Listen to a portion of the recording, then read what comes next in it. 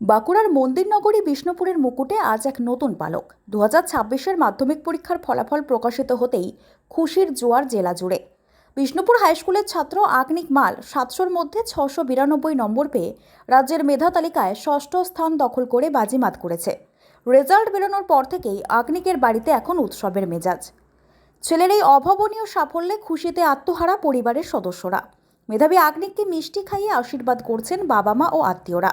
তবে আগনিকের এই সাফল্যের ধরনটা আর 5 জনের থেকে কিছুটা আলাদা। পড়াশোনার জন্য তার কোনো ধরাবাঁধার সময়সূচি ছিল না। যখনই পড়ার তাগিদ অনুভব করত তখনই সে একাগ্র মনে ডুব দিত বইয়ের পাতায়। মা বাবা থেকে শুরু করে স্কুলের শিক্ষক শিক্ষিকা সবার অকুণ্ঠ সহযোগিতা ও অনুপ্রেরণায় তাকে আজ সাফল্যের এই শিখরে পৌঁছে দিয়েছে। আগনিক মানে কি শুধু পাঠ্য বই? একদমই নয়। মেধার পাশাপাশি তার সৃজনশীল সত্তা অবাক করার মতো।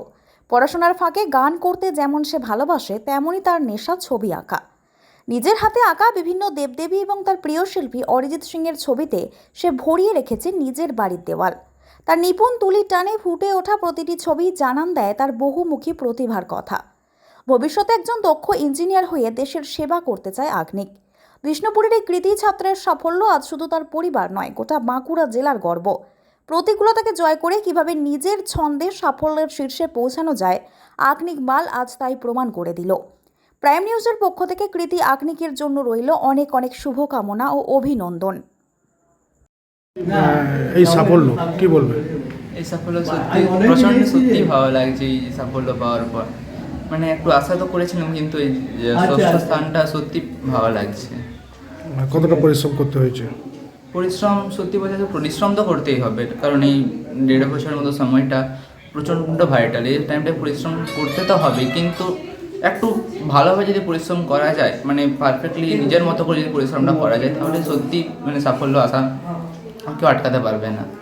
কার অবদান বেশি? মানে তোমার অবদান মধ্যে সবারই তো ছিল। আমার মা বাবা, দাদু ঠাকুমা, তার পাশাপাশি আমার স্কুলের স্যার ম্যাম, তার আবার টিউশনের স্যার ম্যাম, প্রত্যেকে আমাকে ভালোবাসতো, অনুপ্রাণিত করতো। তাদেরও অবদান সত্যি অনস্বীকার্য বলতে গেলে। কি পড়াশোনার পাশাপাশি আর কি হবি রয়েছে? পড়াশোনার পাশাপাশি আমি ছবি আঁকতে ভালো লাগে, আর তার পাশাপাশি খেলাধুলাও করি, ক্রিকেট খেলতে ভালো লাগে। তার পাশাপাশি আমার গান শুনি, প্রচুর পরিমাণে গানও শুনি, তারপর গান করতাম আগেও। সেগুলো একটা ভালো মানে অবসর অনেক সময় এইসব করতেই ভালো লাগে। কি বলবে এই যে সাফল্য মানে তোমার জীবনে এসছে, তারপর আগামী দিনে যারা পরীক্ষায় বসবে, আগামী দিনে যারা পরীক্ষা দেবে তাদের জন্য কি বলবে? আগামী দিনে যারা পরীক্ষা দেবে মাধ্যমিক, তাদের জন্য কি বলবে, কি সাজেশন? তাদের জন্য একটাই কথা বলবো, যেন নিজেকে আগে ভালো করে বুঝতে হবে। মানে কখন ভালো করে পড়া ভালো হচ্ছে আমার, কখন বেটারে পড়তে পারছি, কোন সাবজেক্টটা আমার আরেকটু ইমপ্রুভমেন্ট দরকার, সেটা আমি নিজেই বলতাম। কোনো স্যার আমাকে বলে দিতে পারবে না, এগুলো আমাকে নিজেকেই বুঝতে হবে। যদি নিজেকে ভালো করে বুঝে যদি ভালোভাবে পড়াশোনাটা করতে পারি, অর্থাৎ মানে পরিশ্রমটা যদি ঠিক জায়গায় লাগাতে পারি, তাহলে অবভিয়াসলি সাফল্য হবে, সেটাকে আটকাতে পারবে না। এই সাফল্য কেমন লাগছে?